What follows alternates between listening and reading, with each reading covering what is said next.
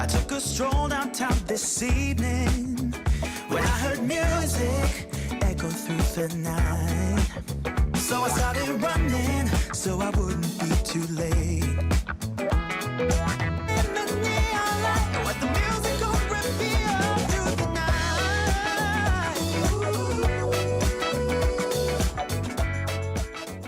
Welcome everyone to Coaching in Session. My name is Michael Rearden and I'll be your mindset coach today. And today we're going to be talking all about wellness, because wellness is more than just mindset. It's a way of life. It's your lifestyle. And it can range from your relationships to your career. And many people are in a state of an unwell mind and an unwell life. How do we get into a better, stronger state of mindset that's focused on wellness? Well, I have good news for you. Today we're going to be bringing on a guest, Kathy Robinson. She's a certified wellness coach, and she's going to be diving into the work she does, talking a little bit about her book, The Athena Principles, and how wellness is so important for us. I remember when I first started to work out, one of the ideas of me working out was so I can be big and buff and I can have muscles and I can look good and be the king of the town and get all the girls, right? That was my idea. But then it kind of morphed from when I was 15 to now I'm in my 30s. I'm looking more at wellness as the ability to keep up with my kid, the ability to be effective in my coaching career, to be a great example.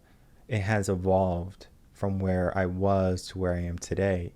And sometimes we make changes in our life because of circumstances, but also because we have a shift in our mindset. We're not going to continually have the same mindset over the years, because how we thought when we were 20 is not going to be the same how we think when we're 40. Because when you're 20, I know when I was 20, I was going out partying, having a good time. Now, in my 30s, going to be 40 in a couple of years, I'm not going to necessarily be like, well, I need to go out to have fun. I can stay inside and have fun. Fun is going to be one of those things that you decide. But then wellness was something that was also an aspect when I was younger, and it's even more an aspect today. Because as you grow up, your body changes and evolves. So what might have worked for you back then might not be working for you right now. And I know sometimes people, they get this idea that, oh, it used to work, and then they're trying to do these old methods that they're not effective. So we do have to understand our current state of being in order to understand wellness. And what better time than today than to check out all about wellness with Kathy Robinson and myself. So let's get into that interview right now.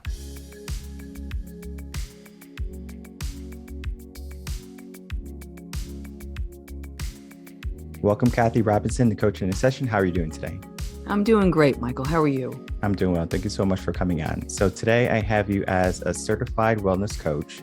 You're the founder of Athena Wellness, and you're also the author of Athena Principles, the book for simple wellness practices for overworked professionals. You have done so many wonderful things for the world, but in your own words, can you please elaborate what you do and how you help? Yeah, absolutely. So as you mentioned, I'm the founder of Athena Wellness.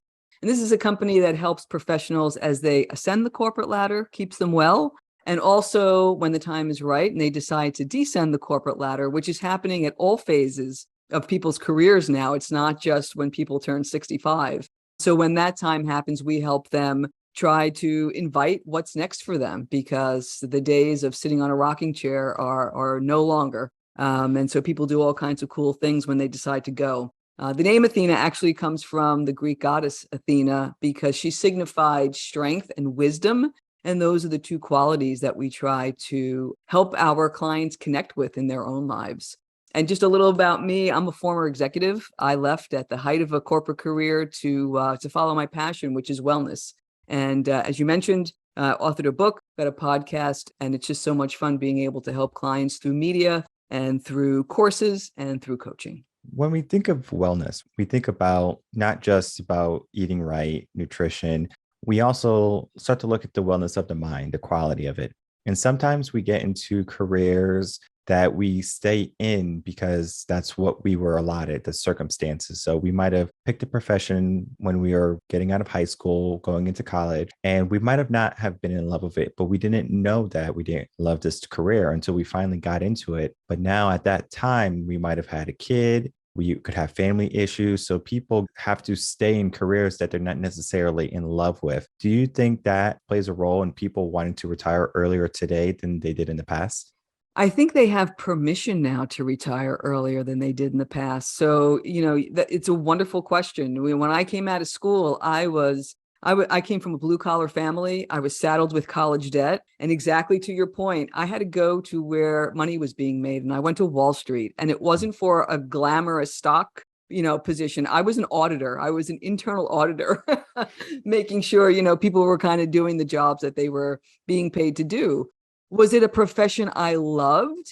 It wasn't passionate, but it paid the bills and it treated me well for 33 years. But with that, exactly to your point, there is a price that we pay. There's a handoff, if you will, that you don't even realize once you're on that treadmill. And then as you mentioned, there are more responsibilities that come in. And then suddenly you're in this position and it feels like there's no way out. And yes, it does take a toll on health. In fact, I can think of 3 turning points in my wellness turning points in my life, and they were all related to wellness. The first was just not taking good care of myself, which I know a lot of your listeners can kind of relate to. The second one was more of that mental space of being completely burned out after 18 years on Wall Street and having to do something else. That was a wellness turning point. And then once your body, your mind and your body kind of are more in sync and aligned, then you can go deeper. And that third one had to do more with, it was more spiritual. It was more about purpose. It was more about now that I felt better, what is it that I really wanted to do? And these things don't happen overnight. They all take time, but it's an evolution, and that's an optimized wellness evolution. It's not just something that happens overnight. Yeah. And when we have someone, maybe they go into coaching early. So we say they start coaching as soon as they go into their career. So they could be 22, 23, around that age. And even though we might be able to mitigate some of that wellness damage that could happen from their career, from burnout, they are still going to have some type of hardships later on, because wisdom is the act of understanding, but then having some predetermined knowledge too. So we can read a bunch of books and then we can have a good sense of knowledge on it, but it is not until we apply it into our own life. And then we can kind of say, well, that is what makes sense for me. They can look at their parents, they can look at friends, families, and look at their careers, look at their lives, and they can kind of make adjustments, and they can say, well, they have this life, so I'm going after that life. And then we kind of go into the realm of they're going to do anything they can to get to that life. So they'll work a 9 to 5, but then that 9 to 5 is not a 9 to 5. It's actually 9 to 10. So they come home with work. They spend as much time as they can with the family, but eventually that burnout slowly begins to creep in, where they just get to a point where they're totally done. And I know for me, when it gets to that point of burnout, it's so difficult to recover. What are some ways that you can help people mitigate burnout, or to kind of show them the ways of burnout so they don't have to dive headfirst with that unknowingness of what burnout is? Yeah. And, you said so many beautiful things there. That first piece about this sense of, I think what you were trying to get at was this embodied wisdom, right? So it's one thing to have knowledge, but it's another thing when you take that knowledge and you try it, and it's from experience that you learn what works for you. And I think that's one of the things that we don't get taught when we're younger, of there is no one right path for everybody. You're carving that out as you go. You're learning as you go, and that's okay. And I think younger people today kind of have that ability to say, you know what, I don't want to go the path of my parents, where I kind of followed that way of like, you work until you're a certain age and then that's it. So I love the fact that younger people feel that they have more options and there's more possibility. So I think that's wonderful. That said, that doesn't mean that they're not on the treadmill still, right? And burnout is really sneaky. Like, I really didn't realize that I was burnt out. I mean, I knew I was tired and I knew I was kind of pushing my boundaries, but I really didn't know how burnt out I was until I was able to get away on a vacation and listen to what was going on inside, which was like, hey, you've got to do something different here. Because burnout can start feeling like being disengaged or feeling frustrated. Like, it's really subtle until it builds and builds and builds. And then suddenly it's just like, you can go into collapse.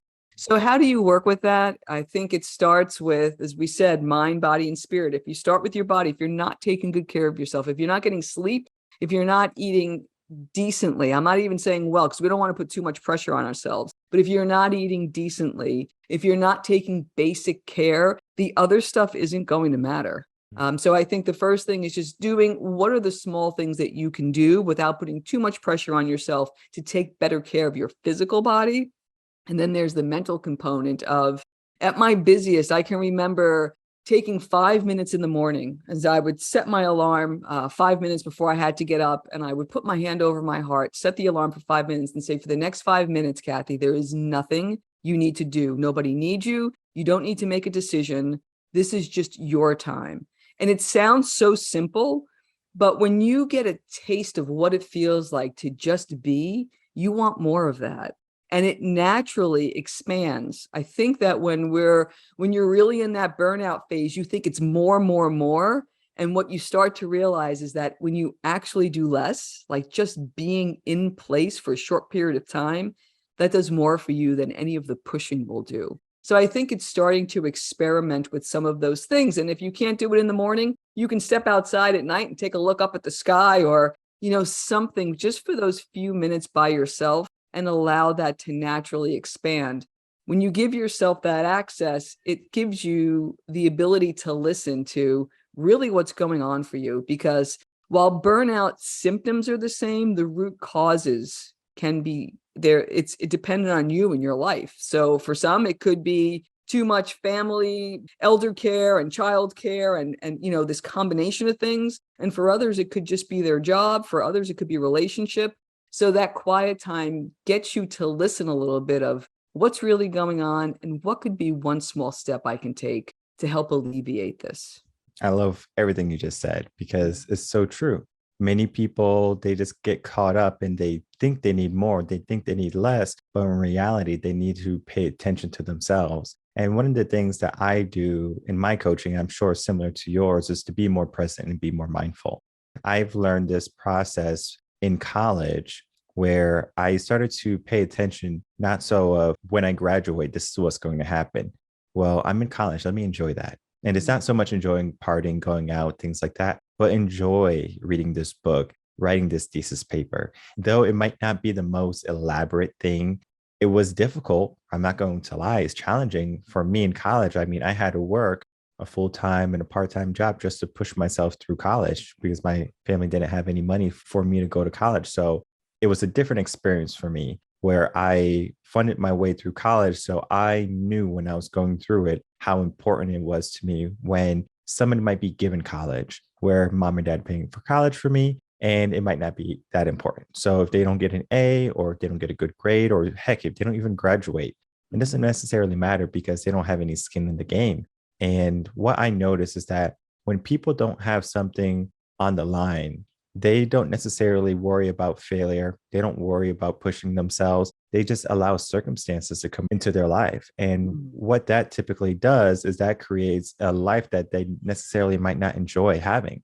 So they get into a relationship that they might not love. They get into a career that they hate. They are not happy financially, or they are spending incorrectly. And all of these different things stem from they don't have a certain value that they set for themselves. If we really take some time in our day, in our life, whenever, to stop, breathe, and just pay attention to what you have, you will start to notice that there's a lot of things happening in your life. And so many times people take things for granted. And it's not typically until a trauma, tragically, people don't come to me. People don't come to me saying, hey, Michael, I'm 100%, I'm 90%, and I feel really good, but I think I could be a little bit better, Mike. So I want you to help me out, find where, my blind spots and help me out. They come to me broken. Sure. And they come to me when they're at the brink of collapse, and I have to try to fix their life before everything topples over. It's difficult because sometimes we have to start fresh. We have to get rid of everything because it's just decayed. Like if we look at dentistry work, sometimes you can save a tooth, sometimes you can't. And sometimes if a person has been prolonging their self-betterment and wellness, after a while, it's difficult to save what they had. And then we have to start to realize, okay, well, what do we really want? And then we start fresh. And sometimes starting from that rock bottom can be very difficult for people because it's scary, it's uncertain. And a lot of people don't like change. So people will allow their current life to take over, even if they don't have the life that they want, their desired life, abundance, all that, because of change. And the brain understands how much energy is required for change, and it's going to do everything in its power not to change. Getting into that way of thinking, we have to be more mindful. We have to be more present so we can figure out where we are and then where we truly want to be later in life. Yeah. And I love what you say about presence, because I think this is something that we all learned with the pandemic, right? Nobody, no matter what your plans were in 2019, I know that was the year that I retired. There was no way that I could have planned for what we all experienced these last couple of years. And that in itself was an amazing lesson in presence, because who knows, all the old was swept away in a moment, almost overnight. And we had to be present because there was nothing on the future horizon anymore. So I see that as something that was just a wonderful practice, because it's not that life changed. Life is the same. Our illusion that we had some control over the future, that's what disintegrated. We never really did, right? That in itself is an amazing skill set, because when you really are present and you know what's important to you, you find that you can respond with so much more ease in the moment, because you're not worried about what's on the horizon. And that doesn't mean you don't take responsibility for your life, but it's more of an unfolding than making something happen. And I think that in itself is a skill set that that we're all, if we can learn that skill set, it does make a big difference in our day to day and also in our relationships, because, presence, as you mentioned, people can feel that. When you're really looking in somebody's eyes and you're really listening and paying attention, there's a response, there's an energetic response that people give you. And I've found that that's something that's been very helpful, not only in the work that I do, but in personal relationships as well. Paying attention to people, you can really tell. It was interesting. My wife had her birthday a couple months ago. And what I noticed when we had company over, I wanted to do a little test with her friends. And the test was eye contact. So I would make eye contact, I wouldn't make eye contact, and they would mimic it. So it's kind of like, oh, he's not really paying attention. And then, oh, he's paying attention. Let me pay attention. So people subconsciously know when to pay attention. Yeah. And I know it can be difficult to pay attention, especially when things might not maybe be pertinent to you. So like the person might not like me. So they're like, I don't want to hang around this person. And then they kind of just sort of waiting for the day to be over or the event to be over. But, all the people who came over were, close friends. So it was a good conversation. But just doing that little test with a close friend, giving them the eye contact, not giving them the eye contact, I saw how they moved and how they mimicked. And typically we mimic and mirror people. So like our energies right now, they're actually pretty much in sync, where it's not like, oh, I'm super up here and then you're like super down here, real chill. So Right. it's kind of like finding that balance. And then one of the things I wanted to ask you is that we get into the conversation of balance. And I know you said it earlier, where we talk about how like you can have burnout for relationships or burnout for work, and then kind of creating that balance. And that balance is always going to be unique, because for me, I enjoy working. And yes, I have a family, but I would work before I spent more family time. But I always do spend family time when I have to. It's kind of like I know when I push the realm of me working too much and saying, okay, I need to go spend family time. And it's not that I'm tired or burned out of work. It's just that, oh, I understand that my family is yearning for my attention. And it could be in those subtle ways, similar to how when I had the company for the birthday party, the subtle ways of eye contact, paying attention. And we have to learn that it's a skill. Everyone can learn how to pay attention. It's just that so many people have learned how not to pay attention, to only pay attention to what their needs are and not necessarily pay attention to what other people's needs are. And this is emotional intelligence 101. And you said something really important there, that this balance is unique. I would also say that it's fluid. What was balanced for me 20 years ago is not balanced for me today.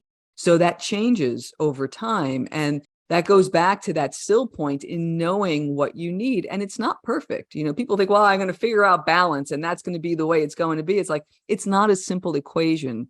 It's what you need in that moment. There's a practice called mindful self-compassion. And one of the questions that you ask yourself is, what do I need in this moment? So it's this idea, this self-reliance of, while I'm in relationship with all of the people in my life, I can always give myself what I need to be able to support and nourish myself in a way that others can as well. But what is it? Because if you can answer that question for yourself, then when somebody comes to you, such as your wife, saying, hey, what do you need? You can actually give a good response of what that might be.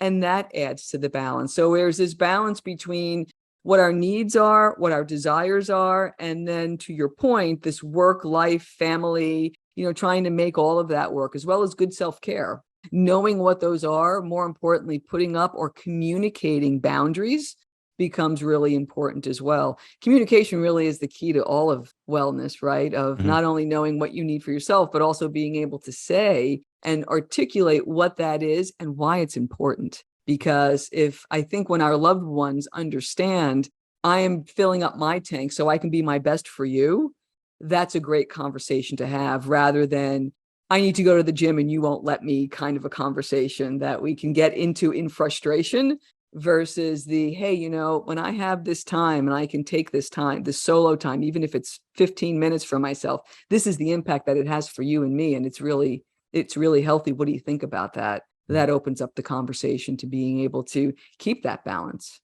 And there's something similar in the regards to an emotional bank account, where we have an emotional bank account. And for example, if I ask my wife for something and it might push her past her, I guess, comfort zone. So let's say she has to go to work, she has to take care of a kid. And I say, hey, can you pick up my dry cleaning? That's another thing that she has to do. And though it's a simple task to pick up dry cleaning, it could be something that's pushing her over her comfort zone, where she's late for work now, late to pick up the kid, and now she's overburdened. But every time I ask her for something, it's kind of like I'm making a withdrawal from that emotional bank account. And if I give her something, so for example, let's say she's home, she has the day off, and the kid's, in her care, I can say, what, give me the kid, I'll take over. You can go rest, you can go get your nails done, go to spa, whatever you want. Then it's like I'm taking on some of her role, and then now she's able to go fill herself up. So I'm adding to that emotional bank account. And so many times people are so quick to make withdrawals, but they're not there to really put in the deposits. Yeah. And I find that when we can be present, when we can learn balance in our own life and understanding being fluid. I love that saying, being fluid, because where you are at 20 is going to be different where you're at 30, 40, all the way up. And it can change at a snap of a finger. I think one of my quickest mindset shifts was about 2 years, where it's like I was doing this and I'm like, okay, this is what I believe, this is what I'm going for, and this is what makes me feel good. And then 2 years later, doing something totally different, where 2 years before that, I would have never thought I was doing that. Understanding where I was, looking at myself, self-reflection. And I do a lot of meditation, did a lot of yoga for many years, where I was always looking on the inside of myself. And people sometimes they fail to look at the relationships, to look at themselves, and then they get into this place called being stuck. Yes. So they say, I'm stuck, Michael. And it's always interesting because I ask why they're stuck, and they're like, I don't know. And so it's like, okay, well, let's unravel the onion of all your years of doubt, of not caring for yourself, lack of wellness. All of those different things are having a compound effect right now. So now you're at a dead end where you might have been going the right way, but everything kind of pushed you off to a corner. And now you feel obligated to so many things that don't serve you. And sometimes we have to shed some of the responsibilities that we have. It's kind of like you can't take everyone along with you for the journey. And sometimes we feel obligated, especially as modern society, where we seek peer acceptance, where we will take on an extra burden as long as we will feel accepted. And the other person is going to say, well, I'll do whatever it takes. But at that same time, we have to understand that what they're giving us, we need to reciprocate it at some point. If we don't, then we're just going to keep on, again, taking. And then we're going to get to a point where there's nothing else to take. And then we're left alone. So now we're stuck, we're alone, and we're living in this world where we create it, but we want to get out. And I think wellness is an important conversation in that aspect when you get to that stuck point. Yeah, and you said two things. The first thing was this idea of fluidity. And the reason why that's important is that if something like balance is static, that means we're not growing. So a lot of what you're talking about and what we're seeing is the growth. As we grow, our needs, our balance, our emotional bank account, everything changes, right? So we're always kind of in this state, and it's just growth. That's healthy, right? It's a healthy thing. But I love the idea you mentioned, like this emotional bank account, and we can do the same thing for ourselves for a wellness bank account. Where am I taking out deposits? I'll tell you, when I was in my 20s and 30s, there were more withdrawals than deposits. I mean, it was work hard, play hard, and not very proud of a lot of that behavior. It was fun for the time, but what that does to your physical well-being is not healthy to sustain over time, and so adjustments are made, right? But now it's, what is it? I have an exercise in the book where I ask readers to put a line down the middle and kind of number it, both sides of these columns, and one is what adds to my energy, so what gives me energy, and what detracts from it. And just that simple list, a very easy exercise for this wellness bank account, if you will, is what's one thing that lights me up that I can do this week, and what's one thing that drains my energy that I can minimize. That simple equation and working with that gets us to balance over time, because we're taking away the things, or we're minimizing or finding solutions for the things that are really draining us. Sometimes it's people, sometimes it's boundaries, sometimes it's work, but we start to be able to at least name it and then start to work with it. And then on the flip side, it's like, well, what are some of those things that really light me up and make me feel good? If I can have a little step, people think you got to change your life and quit your job and go, buy a van and go travel. It's like, you can do these things while raising a child, while being married, while having any kind of job that you have. But these little steps go a long way of you getting to know you more, being able to communicate those needs, and being able to take good care in bringing yourself and keeping yourself sustained in balance over the long term, but being flexible enough to move with it as you grow. And it kind of goes into the idea of love, where it's like, do you love yourself? And I remember, I will never forget this, when I was in a yoga class one day. I think I was doing vinyasa. The vinyasa teacher asked us to think of, I think, 5 people that we love. So I was like, okay, my mom, my grandmas, and then I named 5 people. And after, about a minute, she asked, are you on that list? Mm-hmm. And I was like, I'm not on that list. And I do that with my clients actually too. I ask, I was like, well, write down a list of people you love. And it depends on what we're coaching for. But if they are coaching for betterment, growth, things like that, we will look at the love aspect. And so I asked, well, write down 10 people that you love. And I see if they write themselves down. Mm-hmm. So if they do write themselves down, then we are on the right track, right? So they understand that they have to fill up their cup in order to be able to give in that regard. But the thing about love is that many people are not trained to love themselves. They are trained to love other people. And that's why we have this maybe Americanized way of thinking that a marriage is going to make you happy. My partner is going to make me happy. It's not, I'm making me happy. So we love ourselves, and then we can spread that love, and whoever's around us can also embellish our love and our happiness, rather than, okay, this is the source of my love, this is the source of my happiness. And I remember I was in the dog park, short of a side story, but I was in the dog park with my dog, and this is in Connecticut at the time. And it was a wonderful day. It was a summer day, probably in July. And there was a owner of a dog who he was training his dog to be a service dog. And the dog was a golden lab that was good to help blind people. So him and I will always get together. We'll always let our dogs play. When I found out that he was having this dog, and he was only going to have it for about 2 years or 3 years before he had to give it up if the dog passed the test, I asked him, I said, aren't you going to be like sad and like you're not going to want to give the dog up? And he was like, yeah, in the beginning, because this was his second or third dog that he did that with. And he said in the beginning it was difficult, but me doing this, it taught me how to love more quickly. And I thought about that. I was like, wow, that's powerful, because he knows he only has 2 years with this dog, or 3 years at most. And if the dog doesn't pass, then he has the opportunity to adopt the dog. He's on his 3rd dog, and his first 2 passed. So, and the dog that he had there, I'm sure passed too. Was a wonderful dog. And so we learned the idea of, well, we don't have the time. We can't say, well, we're going to do it in 5 years, in 10 years. we have to love today. Before you know it, time's going to be out.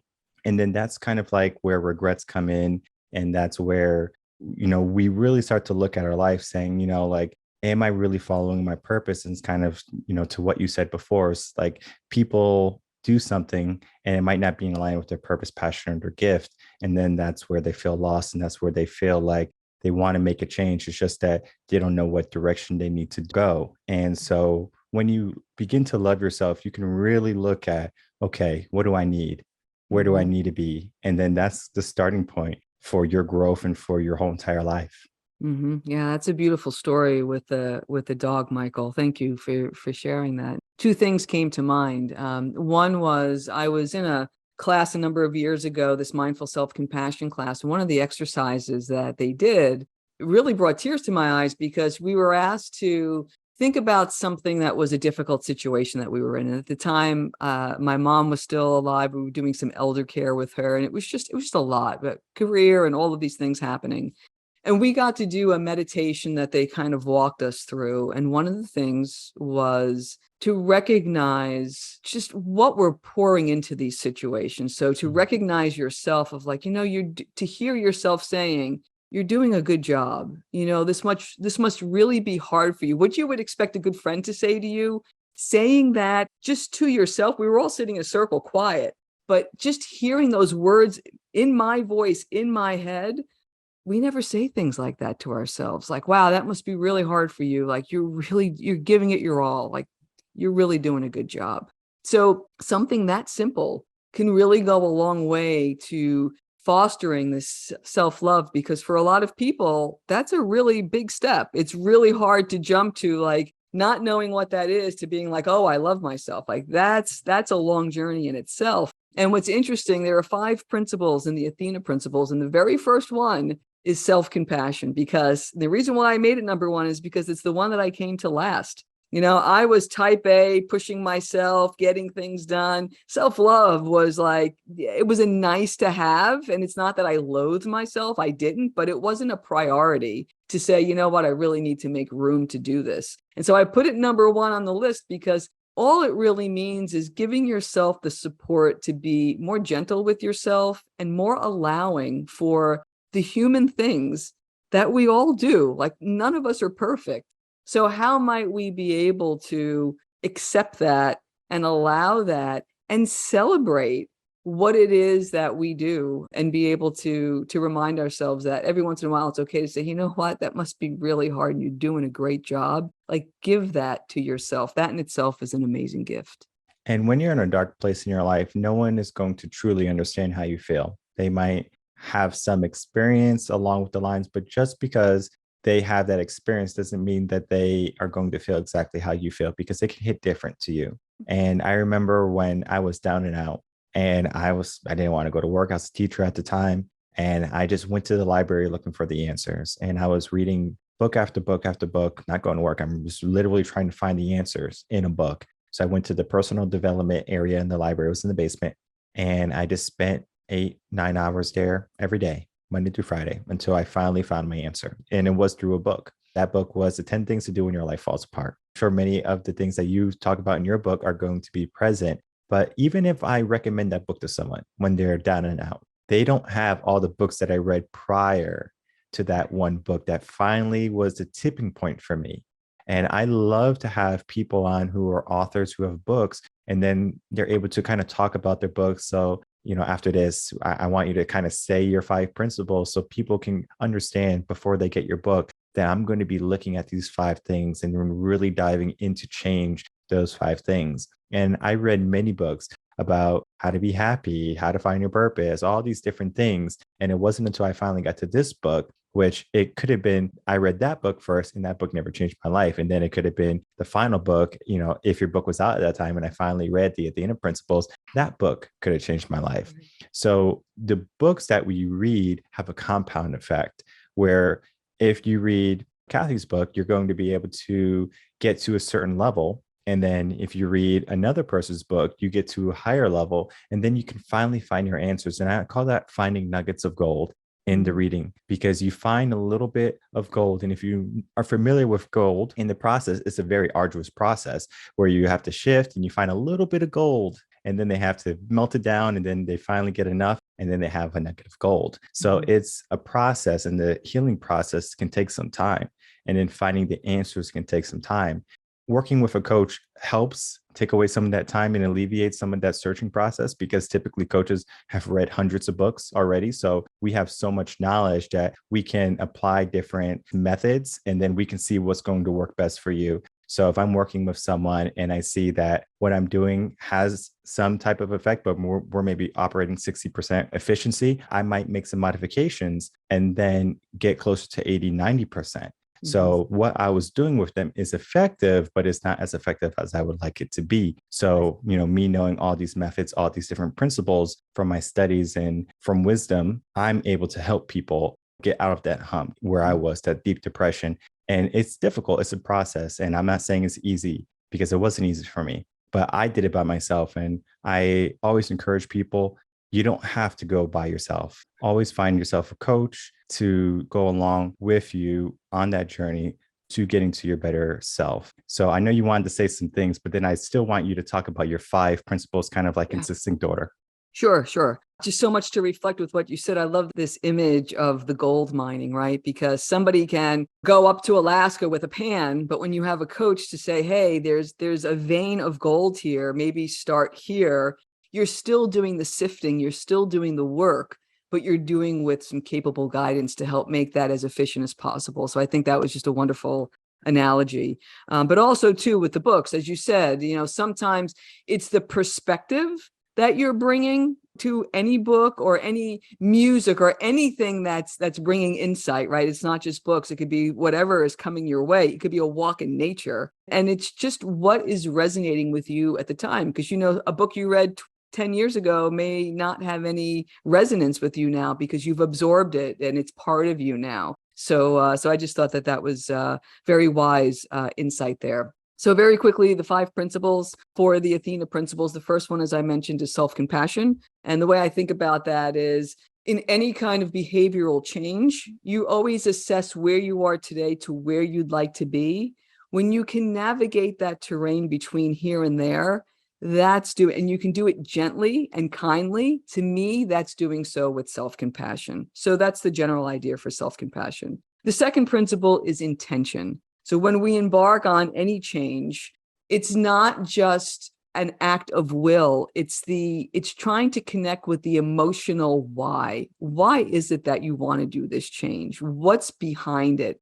That's what gets you out of bed at 5 o'clock to go to CrossFit. Like for me in the morning, it's not because I want to do that workout, because I know how I'll feel on the back end of that. And I know how I'll feel the rest of the day. So if we can connect to the why, that's really the motivation.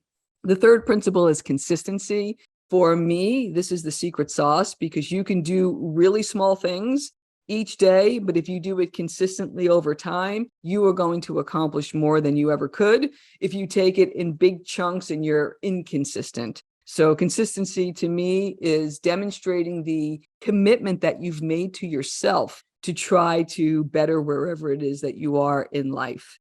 The fourth one is growth mindset. And I have a little equation in the book where I define that as positive attitude plus constructive behavior get you to growth mindset. And this is the place where, as challenges come, and they will always come, you can start to see them as opportunities because you've been there before. You've seen it. You know you can work with it. You know you can overcome it. And you know that these challenges are here to make you stronger and to make you wiser.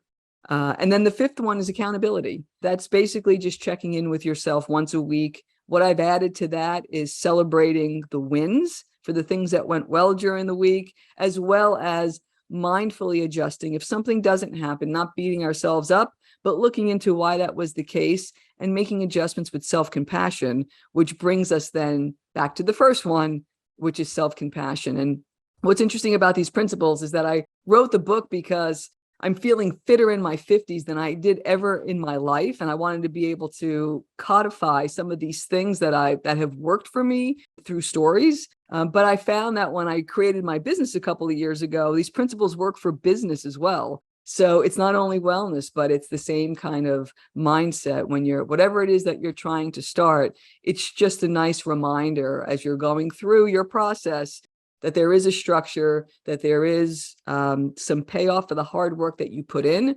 I heard recently, I think it was in a podcast, someone said, the gym is the fairest place you'll ever be because you only get out what you put in. Mhm. And that's a lot of what these principles are. If you put it in, if you put the work in, you will definitely get the payback. And it's this beautiful cycle.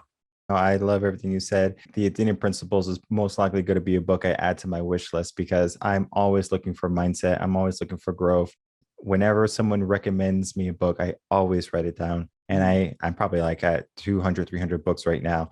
So it's kind of like making that time to read those books is something that I want more in my life. It's just that at this point, with family and everything, I'm lucky if I get a book a month. It's going to take me how many years to finish my 200 book list? But I still ask people, tell me your books. Tell me your favorite book, the book that changed your life. It might be a book I already read. And I say, yes, that's a wonderful book. And we can have a conversation on it. And then we can really dive deep in why that book changed your life. And then we can figure out what step were they lacking, right? Because we have 5 steps and they might realize step 1, they're lacking, self-compassion. And that could have been the jumpstart for changing their whole entire life. And I think when we look at wellness is so much more than just a simple book, than a simple mindset. It's a lifestyle where we really have to look at where we are, where we want to be. And you don't have to struggle through life. If you're having a hard time, if you're not in the place you want to be, if you want to make some adjustments, there are going to be answers. And I think one of the best ways to start, you can listen to podcasts, you can read books. The Athena Principles is going to be a wonderful book. And then, of course, find coaches, mentors, guides that are going to help you along the way because the journey to self betterment, personal development doesn't have to be done alone. And I know sometimes we think we can do it alone. And I'm not saying you can't. It just takes a little bit longer because there's going to be quite a bit of trial and error.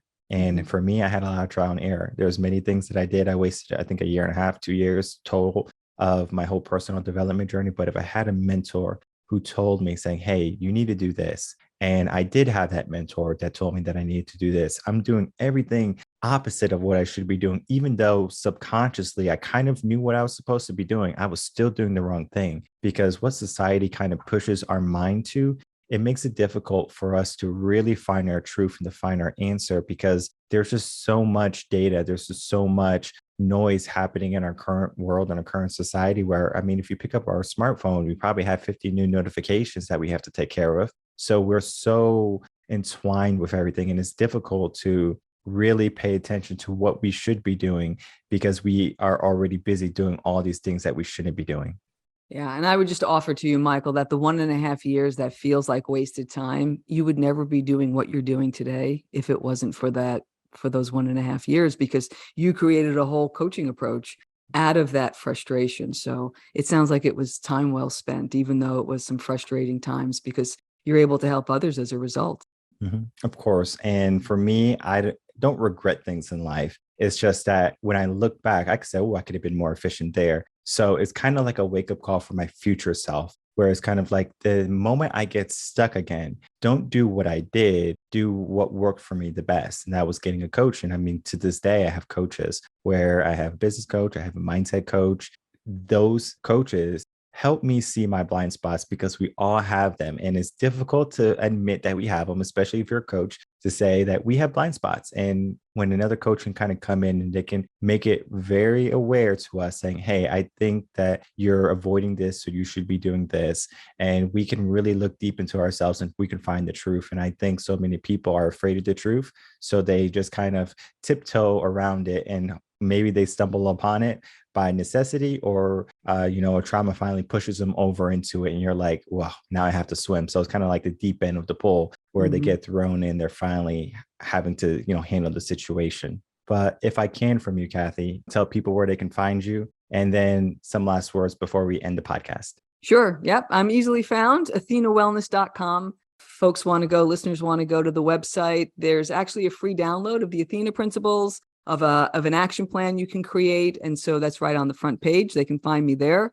I'm also launching my first course in September, and so you can find some information on that as well. For some parting words, we've talked a lot about this sense of creating a path, and so I have a favorite quote. There's a poet named Antonio Machado, and he has said, "Traveler, there is no path. The path is made by walking. By walking, you make the path."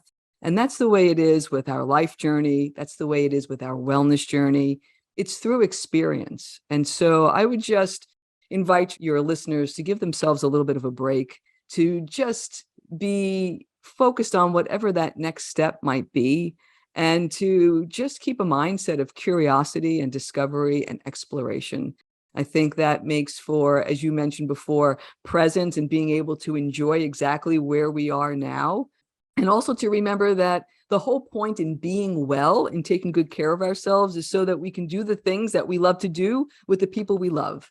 And so to keep that in mind as well, that there isn't an end goal of being the most well. It's about being able to feel good so we can enjoy life. And that's what I wish for you. That's what I wish for your listeners.